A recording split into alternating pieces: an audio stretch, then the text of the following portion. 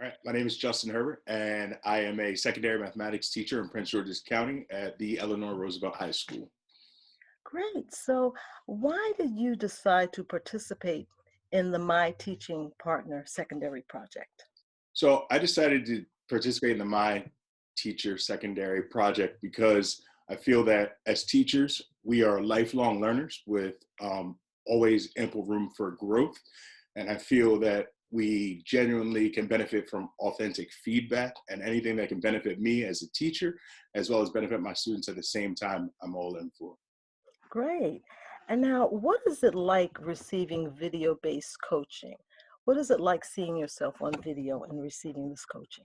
So seeing myself on video was definitely a new experience. It was definitely beneficial. The first time I saw myself, I was taken back. Like, is this what I sound like? I think one way, especially when we're planning lessons as teachers, we might think that we're delivering instruction one way, and we want it to come across a certain way. However, it doesn't. It's not always perceived that way by students or any other observer.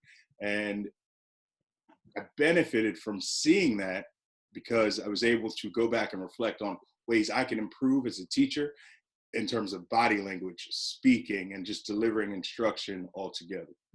Great. Now, in what ways has the MTP coaching impacted your classroom practice? Like, say, have you noticed any changes in the way you teach or interact with students since participating in the project? So I've noticed a lot of changes in terms of student interaction and my classroom management practices. I'll start with that.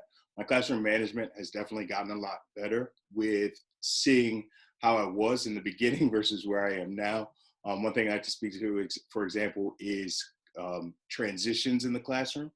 I have effectively adapted a practice of using classroom timers that are both visual for students, that acts as an aid for myself as the teacher to move along my lesson in a short class period, and as well as for students so they know how much time they have and where they are at. It's allowed for smoother transitions within the class. Students know what to expect and what's coming up next. I announce it, with words, and then they also see that. A way it has enhanced student interaction is I've actually been able to build upon my relationships with students in the classroom with basic conversations outside of academics and how to approach that. More specifically, I can give an example when it was the day after students had taken the PSATs, and students were kind of frustrated with having, I guess, in their perspective, little to no preparation. However, there was preparations that we had in place as a school, as a district, and I allowed students to basically have that conversation, have an open conversation regarding how we could do better as teachers, as a school, and help to better prepare them for things that are going to benefit them in the future.